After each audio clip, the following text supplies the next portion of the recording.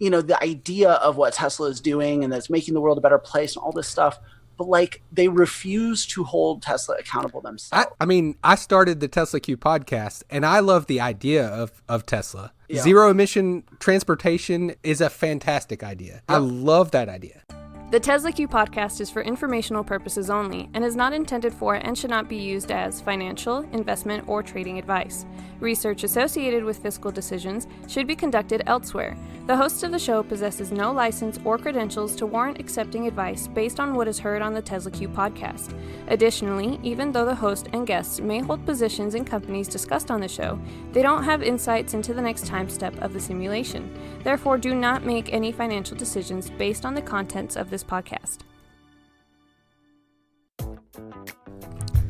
Hello and welcome to episode number 48 of the Tesla Q podcast. This episode is going to be an interview with Ed Niedermeyer, the author of the recently released book Ludicrous. And I think it's going to be a very good episode. As always, if you want to subscribe to the podcast, you can go to patreon.com/TeslaQ podcast and become a patron and help support the podcast. There will be a bonus segment at the end. We're going to record it at the end of this interview, and that will only be available to patrons. I'll try to get most of the meat in the free version, but we'll try to have a little bit more fun probably in the bonus episode. So join up on Patreon if you're interested in that. And as always, if you want some shorty merchandise, you can go to evacuationboy.com and check out what Evacuation Boy has there. So without further ado, welcome, Ed. Hi, thanks for having me. And do you prefer Ed or Edward? Ed's great. Ed's great? All right. Yeah. Nice, easy, 2-letter name. Yeah, so, I like to keep it simple. So you named your book Ludicrous, and it's only been out for about a month or so. Is that right?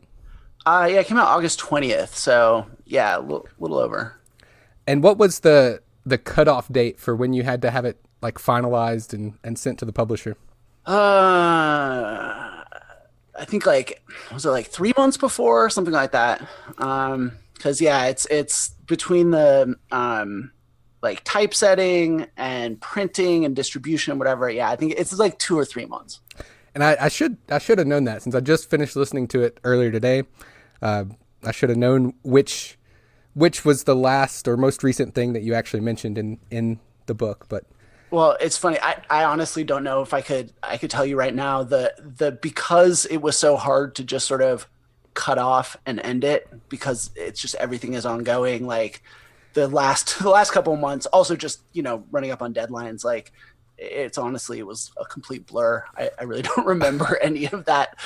The whole first half of this year is just kind of gone. Yeah, I mean, I started a podcast at the beginning of this year, and it was just crazy. I did a 4-part March Madness series. It's just been completely insane and ludicrous, of course. Yeah. Well, when you pay enough attention to Tesla, the insanity kind of ends up taking over your life a little bit. So. Yeah, that might actually be the thing that I most look forward to about the story. At some point coming to a conclusion. I actually didn't expect that the podcast would be going on this long, but I didn't think that Tesla was going to survive quite this long. But yeah, well, you're talking to someone who's been pretty focused on Tesla since late 2014, early 2015. So yeah, I definitely feel that. Yeah, and you did not originate the Tesla Death Watch, right? Yeah. You want to just describe that really quick? I'm trying to remember. I just listened to the book last week and this week, so I'm thinking that's where I heard that whole description. But you can give the condensed version here for the listeners. Yeah, no, thank you for the opportunity because that just gets brought up so often, and it's frustrating because it is brought up as a way to not deal with the substance of what I'm saying. It's a way to get people to not listen to me. But it's also factually inaccurate, the way it's presented. So the Tesla Death Watch was a thing. It would basically ran from early 2008, right after I started freelancing straight out of school at The Truth About Cars, until I think very early 2009. Maybe even it might have just been 2008. And basically The Truth About Cars, where I started, the main project there was documenting the decline and fall of the Detroit automakers. And so the biggest project there was the GM Death Watch. But there was also a Ford Death Watch and a Chrysler. I think it was a Chrysler Suicide Watch. But yeah, so like, basically it was just and so on the Tesla stuff specifically, like it was much smaller than those other ones. It was barely even an afterthought. All of my contributions to that were before I became an editor. It was all just freelance stuff that was basically assigned to me, and that was pretty heavily edited and rewritten because I was just getting started, and the website had a very distinct kind of voice at that time. And so it's amazing that it's become this huge thing, because at the time it was like we didn't think anybody would ever remember it or think twice about it. And also the other thing is it was all just reblogging other people's reporting. So like Owen Thomas at Ballybag was doing some really good reporting on Tesla's by the way, very real problems at the time. Of course, Elon Musk now is like, we almost went bankrupt in 2008. So like doing a death watch was not that unreasonable, I think. But also it was not like we were, obsessing about them. It was just another series. And then of course Tesla's argument is that, right, that ever since 2008, when I did contribute to the Death Watch, that I've been writing critically about Tesla ever since. That's really not true at all. I don't think I really wrote about them at all, hardly, between 2010 and about 2014. And in 2014, I wrote, I think, 3 pieces about them for Bloomberg View. I would categorize 2 of them as being more positive than negative, and one of them was a little more critical. And it wasn't until 2015 when I stumbled into the battery swap thing that I really sort of realized, like, wait a second, this is not just another company. They're kind of willing to do and say anything, which if you're an investigative-minded person, that's sort of your signal to start digging, which is what I did, and here we are. Mm-hmm. You mentioned that they had a lot of issues back in 2008. A little random thing about me, I actually took a class I think it was the spring of 2007, or it might have been 2008 actually. And I actually did a presentation that included a blurb about Tesla and the White Star at the time. Yep. Before it was officially the Model S. And one of the things, and I dug this up just a couple months ago, and one of the things that struck me was that the Roadster apparently had some major like crash testing safety issues back then. And seeing that in 2019, that struck me as, oh, well, maybe this is why Elon Musk is so keen about the NHTSA 5-star crash ratings today. Mm-hmm. So that was just something that struck me. Yeah.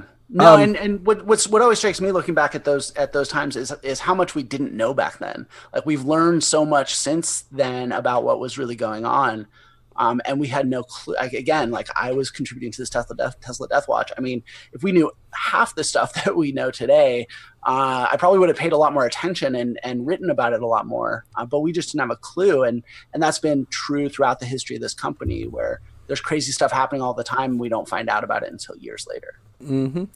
And before we go any further, do you want to just disclose your Tesla holdings, which I assume are nothing, and maybe your overall investment holdings? Yeah. So that's also been the very funny thing is the outright accusation or implication that I play, that I bet on Tesla or play the market at all. I'm actually very, very bad with money. I work in a business that doesn't earn a lot of money. So I don't have any exposure to the stock market. I've never had any exposure of any kind, long, short, puts, call, whatever, like not no even exposure to Tesla, not even a 401k. No index funds or anything? Nope, not even index funds. I have a 15-year mortgage that I'm trying to pay off. The real estate market in Portland has been strong, and building some equity there. Yeah, just trying to build up that equity, and hopefully when that's all paid off, I'll be in a position to think a little more seriously. But at least, as a writer, I figure worst case, I'll keep writing until I die at my computer. And as long as I own my house, and I have a computer, like, I can keep doing what I'm doing, and I enjoy what I'm doing. So it's not the worst retirement plan. What about watches? Do you own any watches? You know what? I don't own watches. I almost got into watches at one point and then didn't, and I'm really glad because I just don't have the money for that. It's not a cheap thing to go after. No. So journalistically, you would consider yourself to be sufficiently independent to report on Tesla? Yeah. I mean, well, yes and no. I mean, like, first of all, I've never really self-applied the term journalist, mostly because not because I don't think I'm fair, but I've never really like bought into a lot of like the construct that is journalism. People build it up to be this huge thing, and really, journalism is what you do. I don't really see it as an identity. Like, if you do good work that's fair and ethical and even-handed, then that work is journalism. It doesn't make you a journalist, though. I think identifying yourself as a journalist is like, it's a slippery slope to like, because it's like, if you're thinking of yourself that way, then you're not thinking about like, is the work journalism? And that's the important part to me. I will say, just on the issue of fairness, it's very hard to be fair about a company that has attacked you, that has said that you make stuff up, that still has said that, still has a blog post out there about you on their website. Yeah. And so like, I'm happy to admit that I'm not unbiased. I mean, I don't think anybody is unbiased, like fully unbiased about anything really, but like on this issue particularly, yes, like I have a history with this company that makes it hard to be objective, and I'm fine disclosing that. Like, it's not a problem for me. What are some of your favorite parts of the book that you wrote? Do you have a favorite part or anything? I really enjoyed being done with the book. No, no, I mean, I think the book was really hard to know what to do and what not to do, because I really wanted it to be, I didn't write the book for people, probably for the people who are listening to this podcast, frankly, even though I'm sure quite a few of them bought it. I wanted it to be something that people who have not followed the story closely could pick up and kind of understand what's going on and sort of get this other perspective on Tesla that, certainly before, 2017, let's say, just was not out there in the media at all. It was all just the classic sort of Tesla, Elon Musk sort of mythology. And so I wanted to show sort of the history of the company at a very high level, in a way that someone who's not an expert in the auto industry, who hasn't been following the story really closely, can understand. That having been said, I think one of the things that was really hard about this was finishing it. Like the last chapter in particular, like how to end it was really hard because it was ongoing. And I ended up making the last chapter about Tesla's screens, its use of these big screens, and sort of how they reflect the two different perspectives that have sort of emerged about Tesla. It was really hard to explain to people, beyond just telling the story, like, why is it that like people, and really it's a lot of what I was trying to explain with the book, is like, why is it that people either love or hate? Yeah, they either fully believe in it or they just can't stand it, and they think it's fraudulent or whatever.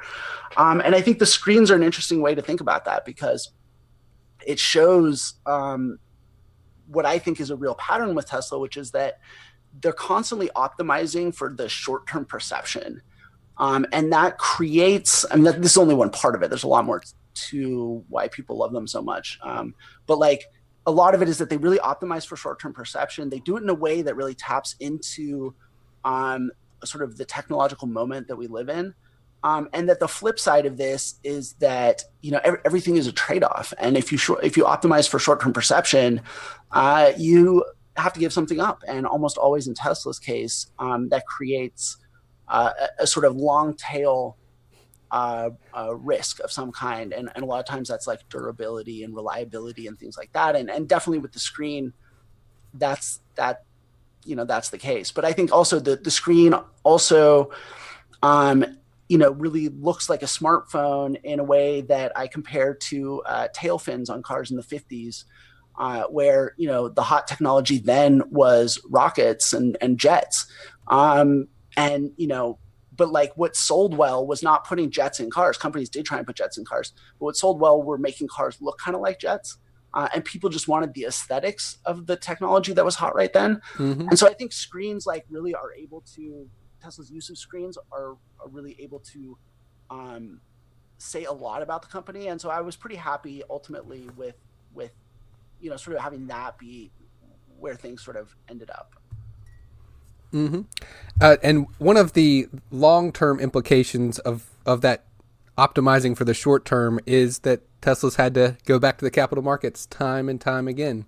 Yeah. And that's something that's one of the probably 4 to 5 things that, from my perspective, just continually baffle me, that Tesla fans just overlook this. And like just yesterday, of course, they announced that they delivered 97,000 cars in quarter 3, and all these Tesla fans are like, why did the share price go down? They set an all-time delivery record, and they almost universally seem to ignore the fact that sale prices have been going down. Like, the average sales price is declining. So, right.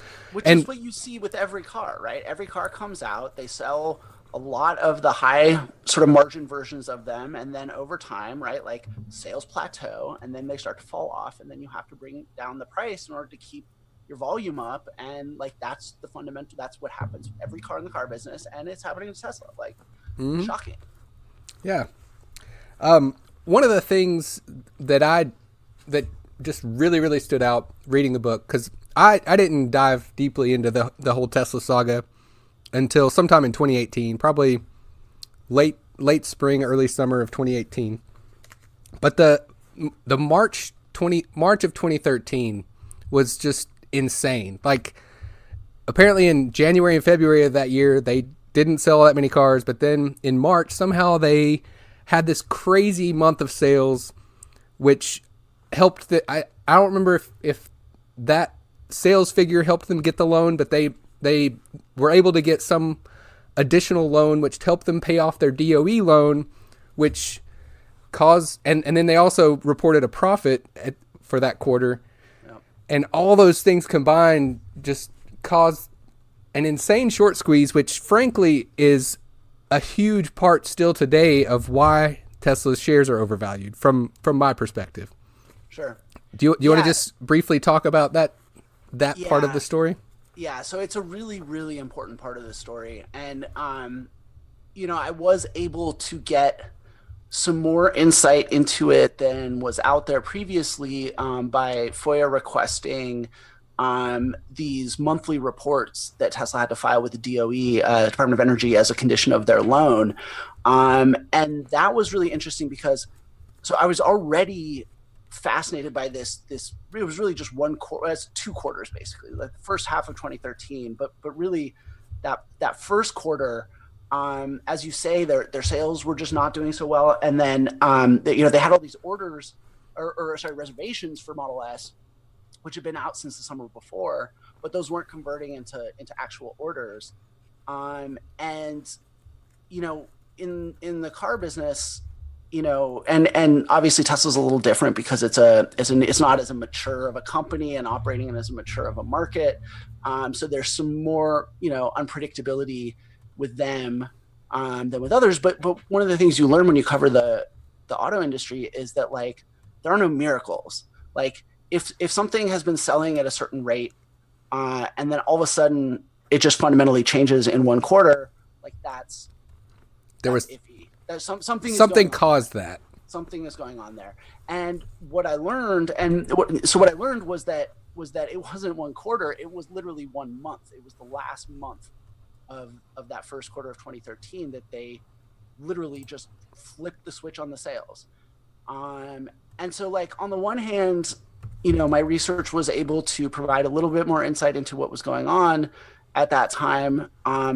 But it's also very frustrating because there was more happening there. And I still don't have all the answers about exactly what went down. The official story from Ashley Vance's book is that, they basically just got people from other parts of the company and put them on the phone and had them call up reservation holders and try and convert them into orders. What wasn't there something about red paint also? Yeah, so red paint also is something that I've been told helped, and that there was definitely a push to get red paint available. because people wanted it and people weren't going to, there were a significant number of people who would not convert their reservations to orders until there was red paint. I still don't think those two factors. That doesn't seem like really it'd be enough. Yeah. I mean, maybe. I mean, the problem with Tesla too is that you can never, right? Normally when you do investigative work, a lot of you know, the legwork for that involves essentially eliminating the most unlikely scenarios, so you can sort of drill down into what actually happened. And the problem with Tesla, again and again, not just in this situation, like, you know, when looking at this particular circumstances, but again and again throughout the history of the company, like, so much just crazy stuff happens, and they do so many things in ways that not only no automaker would do, but like no normal company would do, that it becomes very, very difficult to completely eliminate an unlikely possibility. And that makes investigating them incredibly hard. It's actually a brilliant strategy. I don't know if it's intentional, but it's brilliant on their part, because, you know, if you're unpredictable and enough crazy stuff happens, like, people who are investigating you aren't able to do that process of eliminating unlikely scenarios, or at least it's much harder to. And so I'm personally frustrated that, like, I still don't 100% know. And I had to write this very carefully, obviously, and I went through legal review and all this other stuff to make sure that I'm, you know, and I think people who are really familiar with the auto industry, they'll look at that and they'll say, okay, they turn around their sales in 1 month. Like, you know, that alone, you don't need a smoking gun. Like, that is, by auto industry standards, a smoking gun that something Yes, happened. Definitely something changed. Yeah. So, but you know, in part also, I think, you know, because I realized early on, not early on, but during the process of writing this book, that I wasn't going to have all of the insider sources that I wanted. I mean, I have quite a few, but, like, especially at the very high levels, and there were just, there was going to be stuff that I wasn't going to be able to get. So to some extent, the book, you know, point of the book was to sort of not just present this other side of Tesla that wasn't really being shown in the media so much, but also show it in a way that people who worked in the company could look at it and say, yeah, like, that's fair, right? Like, that reflects both what I loved about the company, but also what I hated about the company. Because I also learned, as I talked to more and more people, that, like, that's the deal with people who are at Tesla, right? Like yes, they get treated terribly and they all burn out, and they all end up having, you know, traumatic experiences, frankly. But they also all got into it because they believed in the mission. And so they have these really complex emotions about it. And that's why I really, in a lot of ways, went out of my way to dial back some of my critiques and really try and make this fair, so that I can learn more, so that people can read it and be like, you know what, like, yeah, like, this shows the good and the bad. And this person is someone that I can talk to without worrying that, you know, everything that Tesla communications says about me, you know, is not true. So, yeah. And this is not Ed talking, this is TQ talking, but one thing that I might throw out there as a theory or hypothesis with that March 2013 quarter is maybe a related party transaction. I don't know. I think SpaceX they had already reached orbit by that time, so yeah, maybe they had some cash. I don't know. That's just me being baggy, I guess, and throwing a theory out there. So. Yeah, I mean, you know, I was also very careful to not publish anything that I couldn't really confirm with multiple sources, which is also very hard, because Tesla does a very good job of compartmentalizing and sort of siloing stuff, so that not very many people know what's going on in different parts of the company. And so I've definitely heard stories that I was not able to confirm enough to put in the book, that there have been situations where vehicles have been put into, for example, the engineering fleet, or the showroom, like, test ride and like loaner fleet, right? And that those effectively served as a sales bank. so that they could, sort of eventually be sold on to an end consumer. But for some period of time, apparently the sales may have been recorded as actual sales, even though they were sort of operating as a like I say, a sales bank. Yeah, and with yesterday's announcement and the associated 700 million US dollar, 5 billion renminbi line of credit that Tesla got with some Chinese banks, Yep. one might wonder about that yet again. So yeah, well, I mean, you can't ever eliminate like almost any possibility with these guys. Like, yeah, I tweeted yesterday that I will legitimately be disappointed if there is not an analyst on the call that asks if there were any fleet sales in quarter three, which I thought there were fleet sales in quarter two probably, and I still think there probably were in quarter three as well. So I guess we'll find out. Well, we probably won't find out for a while, but someday we'll probably find out. Yeah. Another of the very interesting things that you covered in your book was the fact that Tesla got some ZEV credits from demonstrating the battery swap, even though the demonstration was quite limited. They basically did the absolute minimum to get those credits without actually having people do battery swaps. Yep. Do you want to just go through that real quick?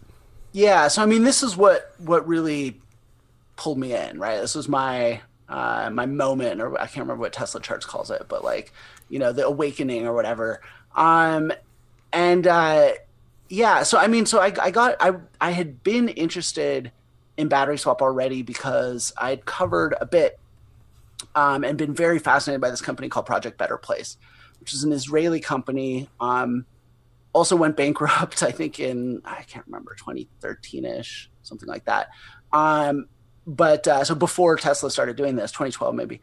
And I had been fascinated with them because I felt like they were bringing a really fresh approach to cars, and they were also trying to solve the two biggest problems with electric cars, which are that they're too expensive and they take too long to charge. And they were doing that by selling you a car without a battery, and then within Israel to start, and then I think they're doing Denmark, and they wanted to do Australia.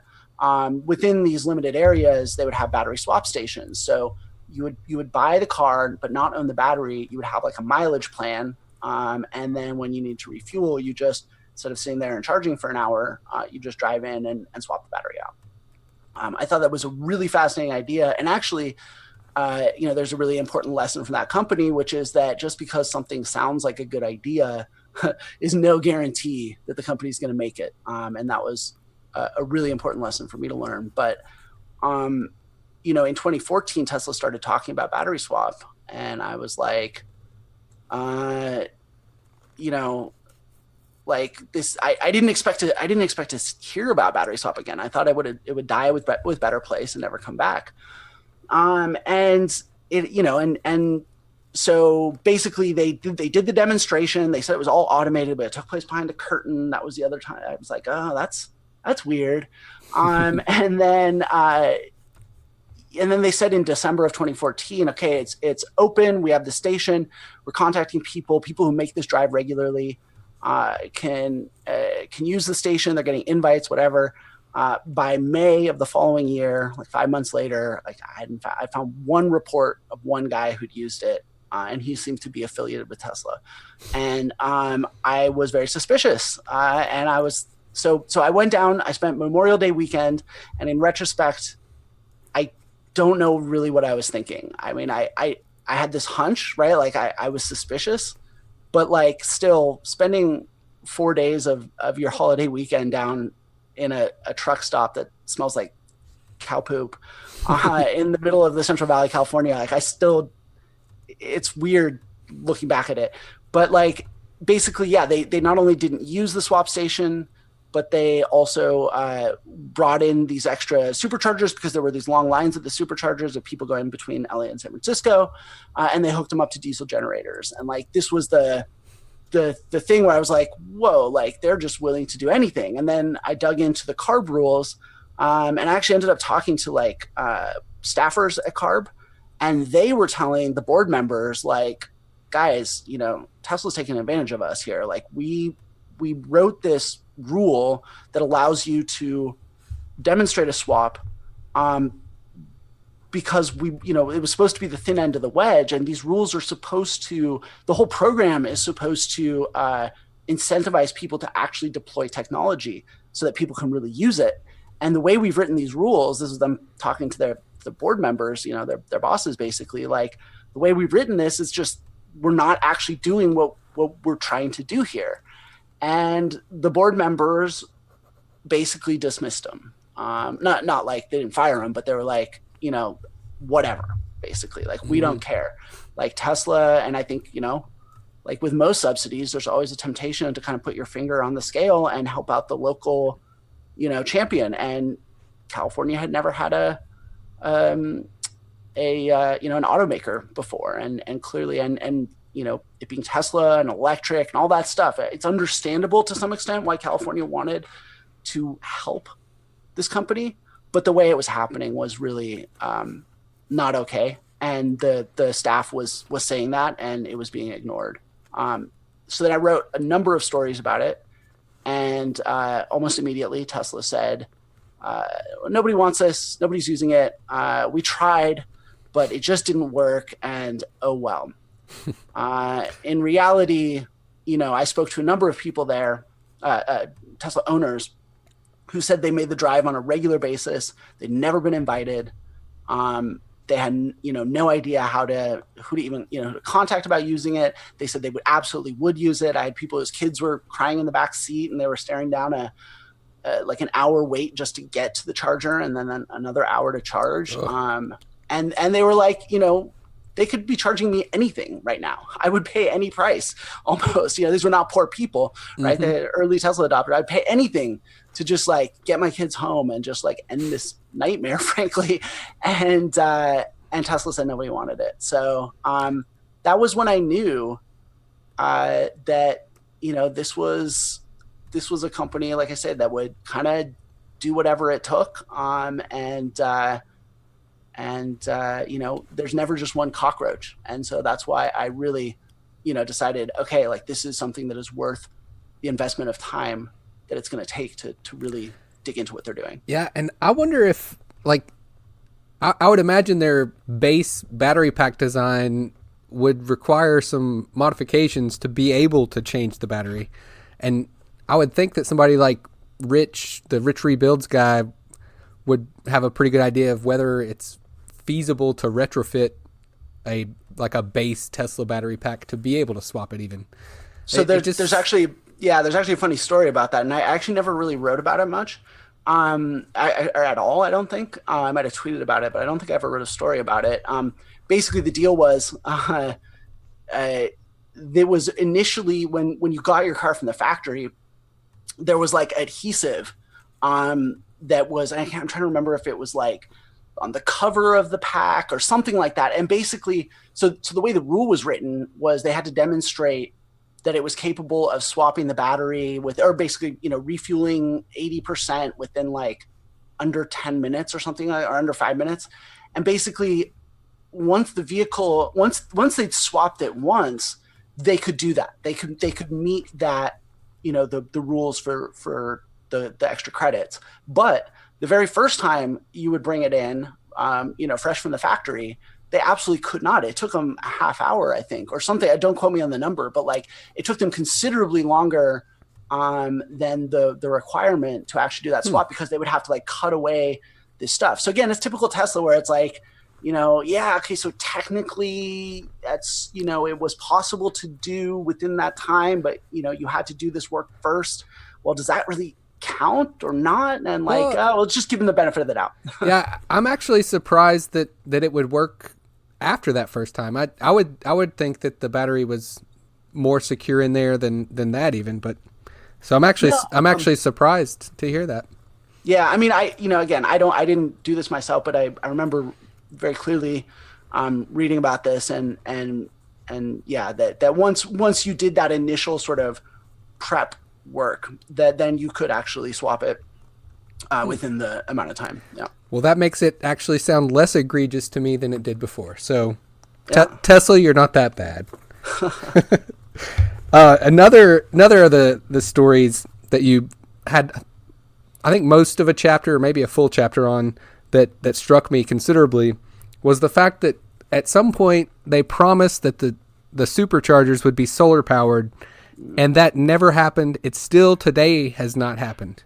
So Yeah. you want to just give a summary of that chapter? And of course we don't want to give away the whole book here, but just some highlights. Yeah. So I mean, the supercharger thing is fascinating because people are constantly like, oh, well, Elon maybe doesn't deliver on time, but he always delivers. Well, with that one, I mean, just go look at the press release. Like the press release when they announced the superchargers, it was like, and I'm going to paraphrase here. I don't have it in front of me, so I can't quote it, but it was like, drive as far as you want for free on the power of the sun. Like that was the tagline, basically. Again, paraphrase, but it was basically that. And it, okay, so they had, Teslas at that time. When you would buy it, you would get free supercharging, so it was free, but it wasn't on the power of the sun. And he would, again, later on, would talk about how they were zombie apocalypse proof. They were going to be all off the grid. Oh yeah, with those HEPA filters that are so awesome. Yeah, well, no, so that's the biohazard mode. No, what he meant by that was that the electrical grid could go down and superchargers will still work. Ah, yeah, that's definitely not happening right now. No, it's never happened. And even, I mean, I remember Fred Lambert wrote a story like in 2017 or something like that, where he like again, someone tweeted at Musk about like it was because this was basically and this is the fascinating thing with Tesla, is that Musk always anticipates the criticism. He's consistently anticipated certain criticisms that people were going to make, and then sort of put stuff out there to sort of mitigate that, right? And so battery swap was about mitigating the criticism that it takes too long to charge, right? Well, but nobody wanted to use it, so whatever.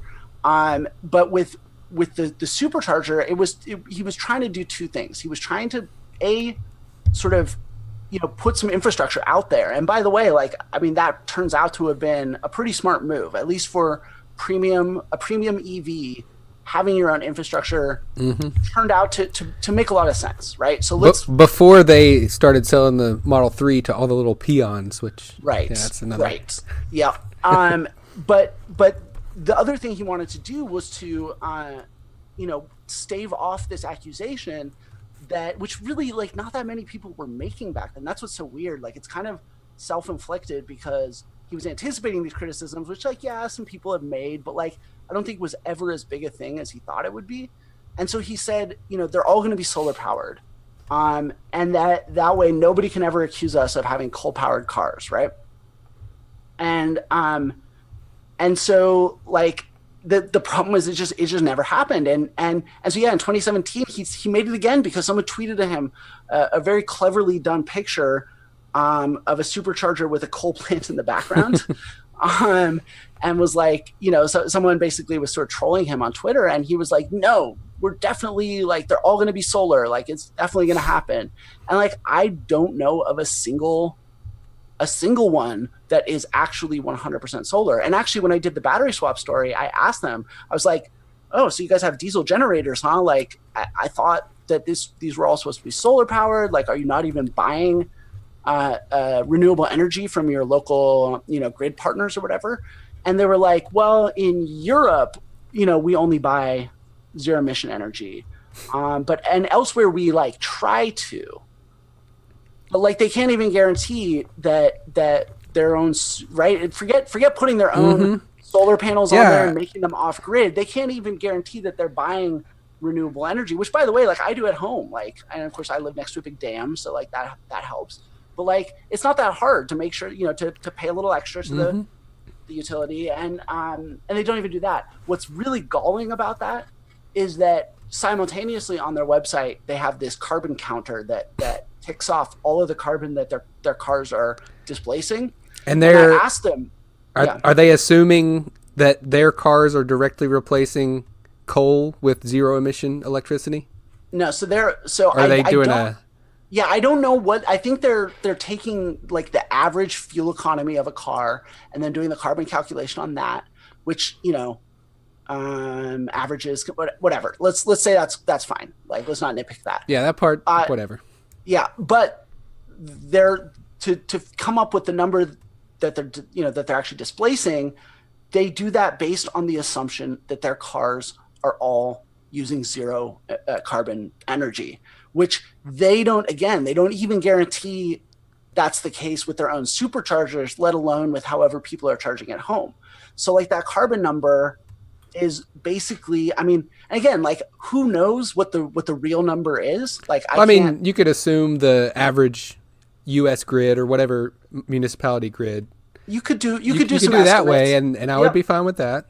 But the point is, they don't even make that effort, right? Like they would just as soon just put it out there, like our cars are zero emission, and like people, like again, this is part of a lot of Tesla's brilliance has been in communication, and this thing of like just saying often enough that our cars are zero emission, saying that all superchargers are solar, even though they never delivered on it. It's like people pick up that stuff and they start repeating it, and it like becomes true to them. And Tesla has tapped into that very, very well. Repeating a lie often enough, people think that it's true. It's true. Yeah. So I haven't actually dug into this part, but so they don't even buy like zero emission electricity for their superchargers. That seems like something that somebody should investigate. If there's anybody that listens to this podcast and writes articles for any major publications, maybe in anywhere in the U.S. or anywhere else, dig into that. Yeah. So my information from that or on that dates back to 2015, which is when I did the battery swap stories. I don't know if it's still current. I know one reporter has asked about it, and the response was not clear. An unclear response? No way. Yeah, right. And just to be super clear, I mean, I would love to ask them myself, but they won't answer my phone calls, won't answer my emails. I mean, they basically, I don't exist to them. So like anything that requires a response from Tesla, I mean, and I do, like a lot of times I'll write stories and I will email them for comment, and like don't even get a no comment. Not even a no comment. Yeah. So that's also very, very challenging actually as a journalist. So similarly to what I said earlier, that I'll be disappointed if nobody asks about fleet sales, I will similarly be disappointed if nobody asks about Tesla's sourcing of electricity for their superchargers. I remember, I think it was last quarter, or maybe it was the annual meeting, the lady from PETA got up there and asked her questions, and they do now offer their vegan steering wheel. So PETA got their answer. So Tesla, you need to legitimately at least buy offsets to provide some zero emission electricity for your superchargers. Can you at least do that for me? It seems like a minimum, and seems again, like a no-brainer. But yeah, and the thing that I think is really, I think one of the really worst aspects of Tesla is that the fans and the investors and the supporters and the owners, they love the idea of what Tesla is doing and that's making the world a better place and all this stuff, but like they refuse to hold Tesla accountable themselves. I mean, I started the Tesla Q podcast, and I love the idea of Tesla. Yeah. Zero emission transportation is a fantastic idea. Yep. I love that idea. But if they're not even buying offsets for the CO2 that's being emitted for the electricity that they're using at their superchargers, I can't buy that. And the constant outside fundraising is too much. But yeah.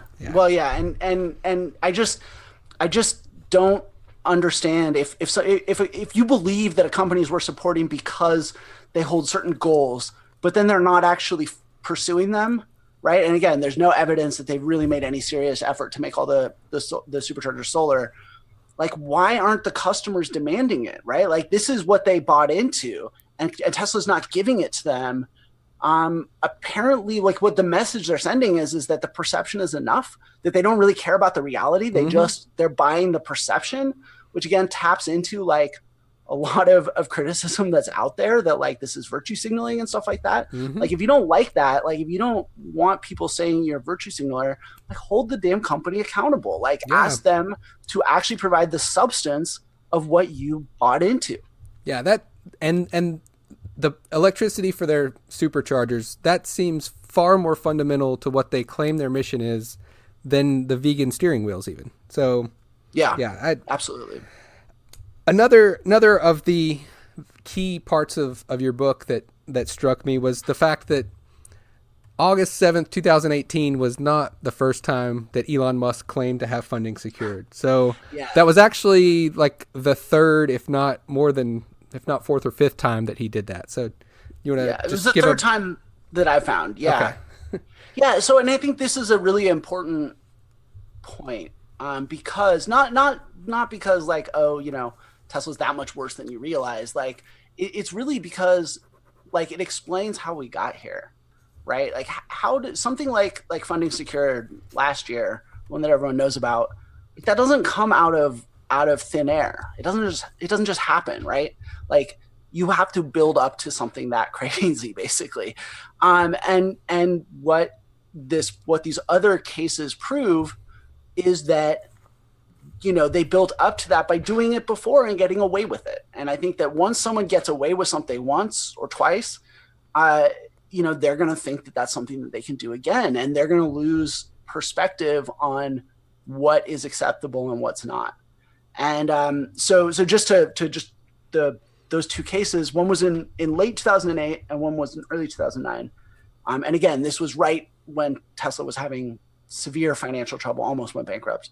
In 2008, they announced in like, and I don't have the dates in front of me, but it was like around Thanksgiving, basically end of November, I want to say, they put out a press release basically saying that they concluded a round, a funding round.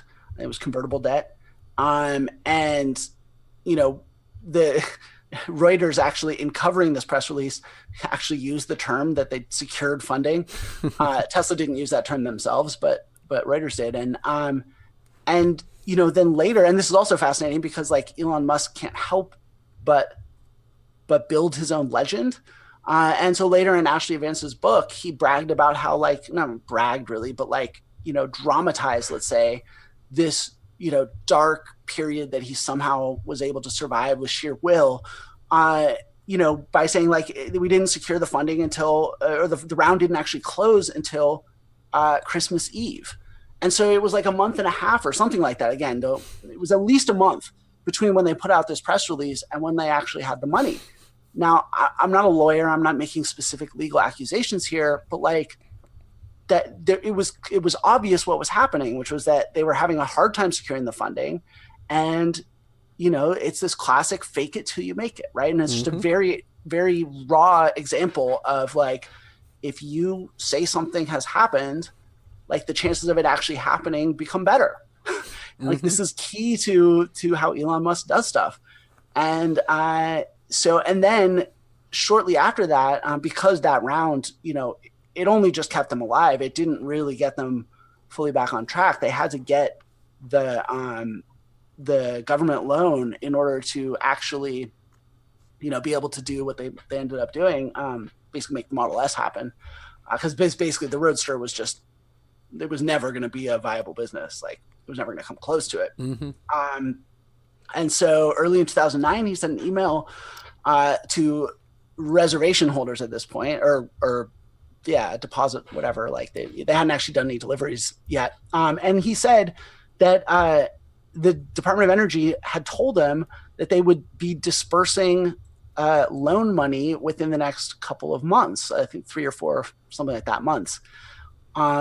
It turns out that they hadn't even submitted a complete application. They'd submitted one incomplete application. And I think it wasn't until their third application that they actually were, that the DOE actually said, you know, okay, like, you know, we will, you know, eventually disperse this money to you. And the money itself wasn't forthcoming for another 18 months after that email, easily. Again, rough numbers here, but and so again, you know, it's just classic example of, if you project a reality out into the world, if you're lucky enough, reality will shape itself to your projection. And again, this is just this explains to me anyway, right? Like I'm not in the camp of people who think that Elon Musk sort of set out to be a fraudster. I genuinely don't believe that was what he set out to do. But I do think that if you look at these patterns, he basically, the pattern is consistently underestimate how hard the car business is, basically. Underestimate how hard it is and how much money it's going to take. Get yourself into a really, really tight corner, and then have to do something extreme to get yourself out of it. Mm-hmm. And we've seen this again and again. And what's fascinating to me is like when something like Funding Secure happens, now what I always ask myself is, what is actually going on? Like what corner is he really, right? Like, again, I think if anything, Funding Secure, I think we were all, myself included, very distracted by it because it was so extreme. So in part, it's like, trying to make something happen through sheer force of will. But part of it also is, maybe at this point, it's a little bit of a distraction from like, okay, so things must be really bad for him to be going back. Like you look at what we now know about 2008, 2009, for him to be going back to the well for those practices, things must have been really bad last year. Yeah, he had that Axios interview where he said that they were single-digit weeks from dying. So Yep. I tend to think that was probably one of the two most true things that he said in the year 2018, along with if they made the Model 3 and sold it for $35,000, they would have gone bankrupt. I think those two things, I feel like were the two most true statements he made that year. So Yep, checks out. Another thing from listening to your book that came to mind is something that I've intended to do for maybe a month or more now, that I haven't done yet, and that's to figure out what letter of the alphabet to use for this past May's funding that Tesla got from outside investors. So to give that a letter of that round of financing. So I'm thinking it's like Q, R, or S or something, but I'm not. Yeah, exactly honestly, sure. I haven't added it all up. Actually, someone should do that. So if anybody's listening and gets bored and wants to do that before I get around to it, feel free. Yeah. I mean, I actually, honestly, I could, because there are like, there's Crunchbase, I think, has some information about funding, but it's not complete. It's not all there. There isn't a one-stop place where you can really see all of the rounds that Tesla has raised over the years. Or at least I don't have one. Maybe people have, fancy subscription data services that have that kind of stuff. I don't. And frankly, it would have made my life easier writing the book. And I think it would be a good resource. And I think it would be good to be able to put that letter clearly on this past May's raise and whatever their next raise might be, which I anticipate to be between now, we're recording on October 3rd, 2019, and probably the end of March of 2020. That's my guess for when it needs to happen. And actually, I tweeted yesterday that if they don't raise above $180 per share, I'm not sure that they'll be able to raise again. But that's just me speculating baggily again. Yeah. But, well, I think the thing that's important about illustrating this, about showing this full history, is that, right? Like I'm constantly being told on Twitter that, oh, you've been predicting them going bankrupt since 2008, which is not true, but let's pretend it was like, they did almost go bankrupt. Well, they did almost go bankrupt. And the question is really, why didn't they go bankrupt? Is it because they mastered like automotive operations better than I expected? No. It's because they've been able to raise money more effectively than I thought. And that's fine. I'm happy to concede that. It does not at all mean that my critiques have been off base though. And so like, it's just, frustrating. Not that I take it too seriously at this point, but like, it is frustrating when people are like, oh, you said they were gonna, and also, by the way, like I really have gone out of my way throughout the years to avoid specifically predicting bankruptcy, because in the auto industry especially, it's very hard to know when that's going to happen, even with a normal car company. But also when you're dealing with someone like Elon Musk and is able to raise money the way they are, it's very hard to know. So I've avoided making that specific prediction. But again, broadly speaking, what has kept them alive, like, yes, the ability to develop appealing cars has been part of why they're still alive. If they hadn't done that, they would probably not be alive today. Mm-hmm. But really, the single decisive factor clearly is that they've been able to go back and raise money again and again and again and again. And I think that's also why, if we are in fact headed towards an economic downturn, right, like that's where things like this stop working. It has nothing, partially because of the demand issues and overcapacity and whatever, all those traditional auto industry things, but really it's that, easy money no longer becomes easy, and easy money is the thing that has kept Tesla around. Yeah, and I think they're either 4 or 5 quarters that they've ever shown a profit were very strategically timed. So that first quarter 2013 profit that they showed was some incredibly key timing. And then I feel like them paying off that DOE loan and paying it off early, I feel like they took advantage of projecting themselves as the anti-Solyndra, because Solyndra still gets talked about today as the big failure of that whole energy policy act or whatever it was that gave all this money. And so I feel like Tesla took advantage of being the opposite of that. Well, and also, And then the quarter 3 and quarter 4 of 2018, of course, if they hadn't showed those profits, that May 2019 raise would have been much more difficult to have happen. Yeah. Yeah. So, I mean, I actually,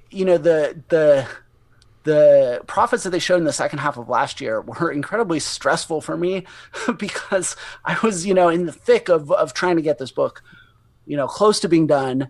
And the question of their profitability was a big one. And while that was all going on, it was not 100% clear to me that they hadn't turned a corner.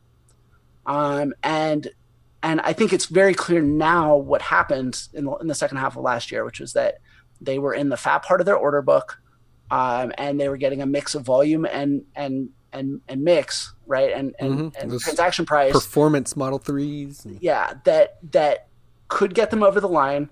Apparently, the stuff with Panasonic, I've seen a little bit about that on Twitter. I've not really looked super into it myself, but like that aside, I it showed. But again, like a car company with a hot product, it's not enough to have a couple quarters of profit. The car business is a marathon, not a sprint. Mm-hmm. And at the time, Elon was saying, we're going to be profitable and cash flow positive now forever, and we're only going to self-fund growth. And that was the thing. It wasn't just that they turned 2 quarters of profit. It was that he was saying that as well. And mm-hmm. and August 1st, 2018, I think, is when that conference call was. Yep. And to me, it was like, listen, if that were true and they had done that and that were still the case today, that they ever since then had been profitable, cash flow positive, and not raised any more money, I would be feeling pretty awkward about my book, and just my general overview, my perspective on the company. All of the previous profits were very, very obviously manufactured. Yeah. Was the one thing that Tesla was manufacturing. Save up the ZEV credits and the GHG credits, and then sell them all at once and all that kind of stuff. But that second half of 2018 was stressful for me because it was the first time since I started really paying attention to the company that I wondered, are they able to turn the corner? Now there's no question in my mind. Am I taking crazy pills? Yeah. Yeah. No, totally. Yeah. And another thing about those 2 quarters and the fat order book that we can look back on now about 7 months in arrears, or from the last day of February, February 28th, 2019, they announced we finally have the $35,000 Model 3. And in conjunction with this, we're gonna have to close. We're gonna close all of our stores so that we can afford that price drop. And then less than like 11 days later, March 11th, after which I've talked about this on previous episodes, but the Wall Street Journal had an article where one of the big real estate companies was like, you guys still owe well over $1 billion of leases. You can't just shut your stores. And then they backtracked. So that single announcement and backtracking, I think, is a key thing that we can see looking back 7 months now. That shows pretty clearly that it was the fat order book of Q3 and Q4 of 2018 that led to their profits. So right, because it's not just the financial performance, right? It's also a cultural question. And I think that's a thing that has really, I keep coming back to, and I've really I've always appreciated that, like, the Toyota production system, like, that the auto industry was changed not by a technological revolution, but by a revolution in culture, and the understanding that culture is the only way to manage the kinds of scale that you have in the auto industry. And I think, but I think Tesla has really provided the other, like, the flip side of that coin, which is that, certain cultures can be really, really appealing to the public, but also totally dysfunctional to the car business. And so when they turned 2 quarters of profit and said they were going to be profitable and cash flow positive, and specifically self-funding their own growth forever, that to me, it wasn't just like that their financial performance seemed to have turned around, because again, that can be fleeting. But I thought that they had turned a corner culturally. I thought that they really got it, that or maybe their investors had forced them to acknowledge that, like, operational efficiency is not something that you can just turn the switch on. It's a culture thing, and that it takes practice, and it takes sort of, culture is habit. And so you have to inculcate these habits in order to achieve the numbers, right? The operational efficiency that you want. You have to, and Musk was talking about a Spartan diet and about, all this stuff. And to me, it sounded like they started to get it. And, like, part of this is just maturity, right? It's just acknowledging, like, we can't sell the hypergrowth story forever. We have to be a real business. And culture sort of changes based on that. And what that first quarter showed was, nope, this is exactly the same old Tesla that we've been dealing with the whole time. And not only are they losing money and all that, but, like, Musk is out there doing the classic thing, which he's done again and again, which is say stuff on calls that nobody else in the company has ever heard him even, like, wonder aloud about. And, like, just make these gigantic strategic decisions, like, on the fly in the middle of a call. And, like, again, this has happened many times. Mostly he's, like, surprising the engineers. I don't think he usually, like, surprises the finance guys as much as he did on that one. But, like, it was just so obvious. Like, no. This is the same old Tesla. Like, they had 2 good quarters. That's all that happened. Yeah. And I think another thing that clearly shows that is all the executive departures that have just gone on and on and on. So, well, and that's been permanent. I mean, that's been happening since, there was a huge wave of departure after the Roadster, in what, 2008, 9 sort of. And, like, every time another car, is complete, they start producing it or whatever, like, a bunch of people leave the company, and then, but that's accelerated over time. And again, like, that's, and I think there's one thing that Ashley Vance did a really good job of in his book, was this point, it's a really profound insight, I think, which is that, like, Musk is always talking about how much he cares about humanity, but, like, his individual relationships are all totally dysfunctional, and he treats people like an infinitely renewable resource. And, like, the crazy thing is that, and again, this is why, like, the fans have such a codependent, dysfunctional relationship with him, is that they're like, no, it's Elon, right? Like Elon is the reason this company is great. It's not.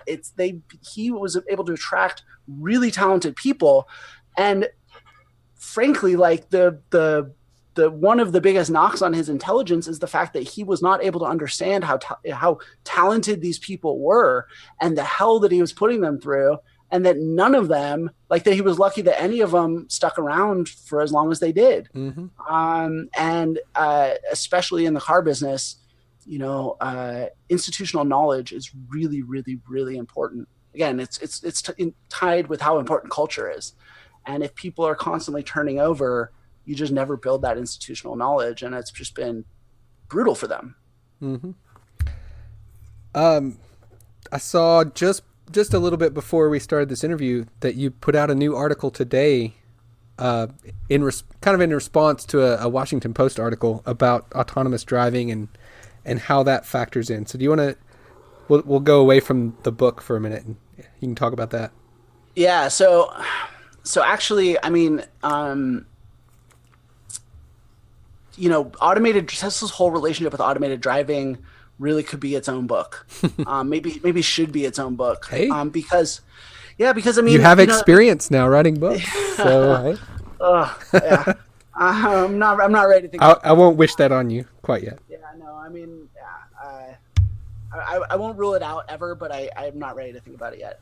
But what I mean is that, right? So Ludicrous is really mostly focused on the auto industry part of it, and Tesla as a car making company, making and selling, traditional auto industry, and I think there's a whole story there, and I do have 2 chapters about autopilot, one about autopilot and one about full self driving, where I was able to talk about this stuff very briefly. And one of my big frustrations is that I wasn't able to get into it more, because I think it's really, really big. I just said on Twitter earlier today that, and this was sort of when I was starting to think about this piece that I ended up writing, that Tesla as an EV maker, you can cut them a certain amount of slack, I think. And again, Tesla charts certainly disagreed with me. Others, I'm sure, disagree with me. But as an EV maker, they've made mistakes. They've been naive.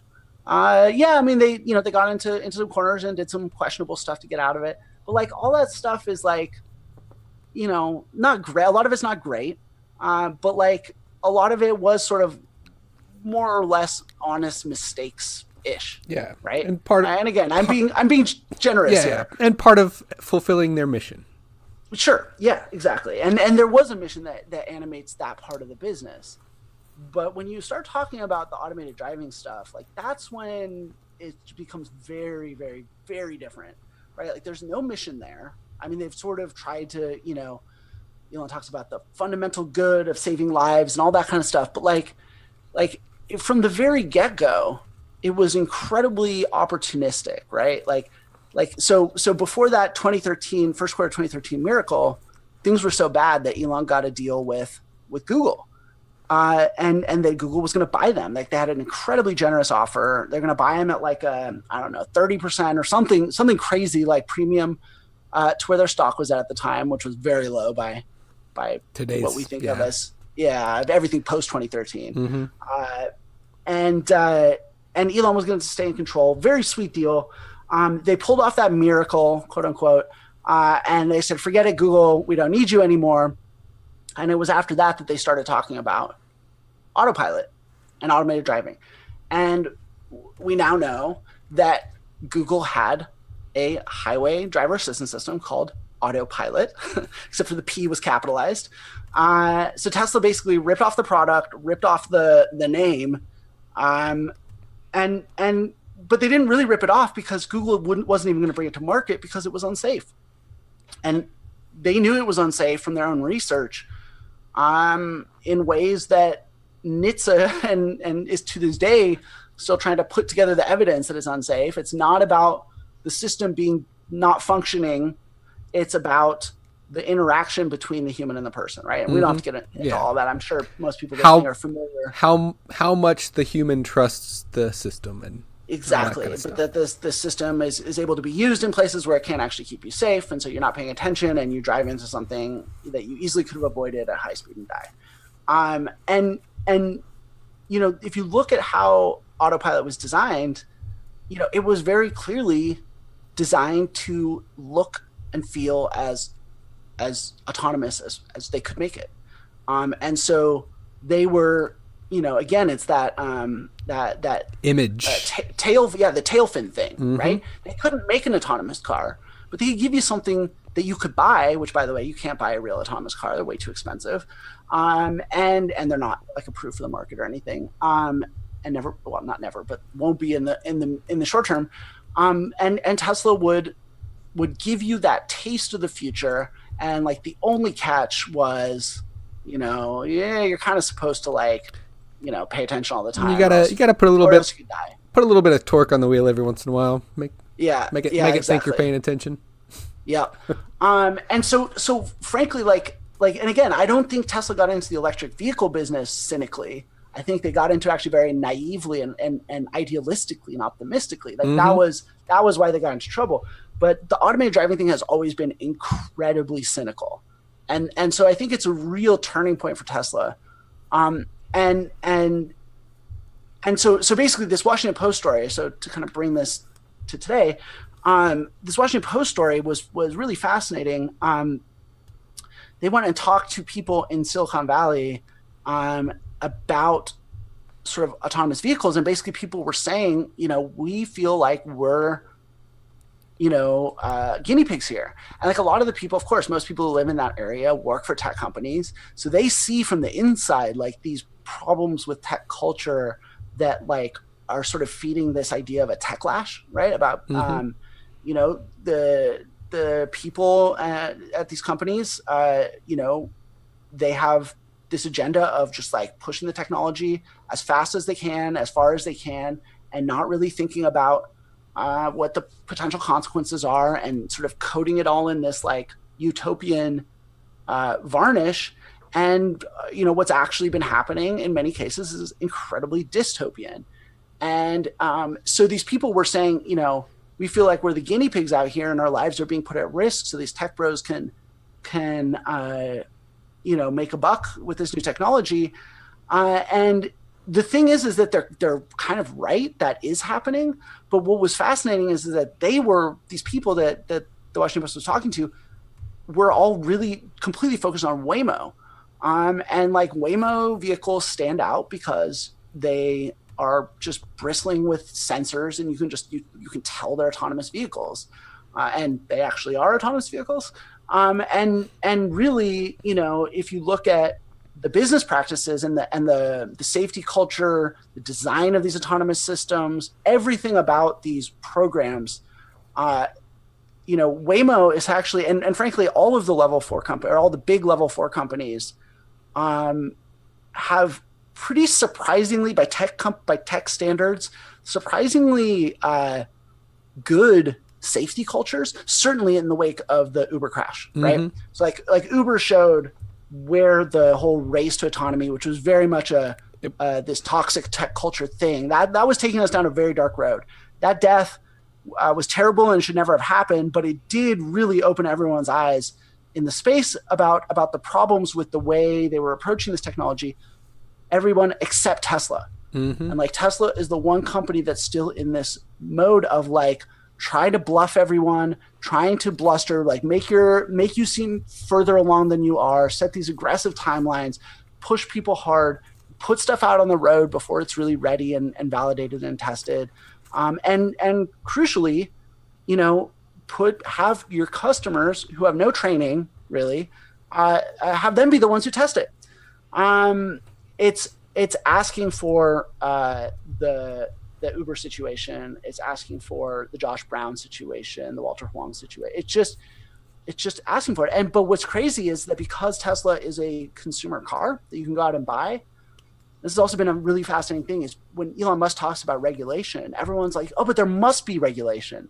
There's no way they could put this stuff on the road and the government just lets them. Well, guess what? There isn't regulation. Like, he can just put whatever he wants out there, basically, in terms of the software. And so people have this sense that consumer vehicles must be safe because consumer vehicles are regulated to some extent. And that, it's these experimental, test fleet vehicles that must be the dangerous ones. It's the opposite. So people are really misperceiving the risk there. And I think also the cynicism with which Tesla has consistently approached automated driving. And I don't mean just cynicism. I mean, just up and down. I mean, talking about how, if people die, like, you shouldn't criticize the, technology because it's going to make, more people are going to die from human error. Like, that whole utilitarian argument, I was just cynical all the way through. And I think it gets concealed a little bit by the idealism of the EV part of the business, the electric, sort of sustainable transportation part of that, I think it gets a little bit lost. And I think it is actually very important. Like a halo effect from exactly. the good that is the emission-free transportation. Yep. And this cynical approach to automated driving gets lost. Yeah. And so I think it's very important. And that's why I think it could basically be another book, is because it's almost like a different company in certain ways. Like if you just take the automated vehicle part of Tesla out, there's tons of crazy stuff. It's super scandalous. And if you just look at that and don't get distracted by the EV sustainability part of it, you get what I think is a clear picture of what is really the soul of this company today. Mm-hmm. Because I think the soul of the company in 2006 and 2008, when they were getting started, was different. I think it's evolved over time. And what the story of Tesla's involvement with automated driving, I think that tells you who they really are now. Mm-hmm. I think it's about time to wrap up the free version of this interview. One last thing that I'll ask you for this part of it. Do you think that the Tesla Semi is going to happen at any time in the near future? No. I think, and obviously this is my personal opinion, I think that Jerome Guillen was burnt out, as everyone at Tesla becomes. I think he wanted to leave, and I think Elon got him to stay by giving him a personal project. And that was the Semi. So it's basically, it was like time off from the grind of main operations at Tesla. You can go off and do some fun design engineering stuff on this project. He'd been a truck guy at Daimler before. And I think that the point of the Tesla Semi was to keep Jerome Guillen around at the company. And I think that, it's clearly served that purpose. He actually is still there, right? He is still there. He's the president of automotive. Yeah, mm-hmm. I mean, he's basically Elon's. He's like one of the top 3 guys, I guess, along with Zach, who's mid-30s. Yeah, I would say Jerome Guillen is number 2 at Tesla, basically. Yeah, effectively. To the extent that there is a number. I mean, it's really Elon and everyone else. Yeah. So, but if there were an actual org chart, mm-hmm. Guillen would be number 2. That still had names on it. Yeah, exactly. So no, I think it's accomplished what it existed for. Wasn't it also partially to get some deposit money? Maybe kind of. Yeah, I don't know how much people or other companies actually put down for Semi deposits, but I would love to know how many active deposits specifically for the Semi are on Tesla's books right now, because I don't think it's very many. All right, let's make that a third question that I'll challenge some analysts to ask on the call coming up in a couple of weeks. They won't get an answer, but cool. Yeah. How many active Semi deposits do you have, Elon? No boring bonehead questions. Let's go to YouTube. Yeah, let's go to YouTube. All right. Well, I appreciate you joining for this interview, and I'll give you a chance to plug anything you want.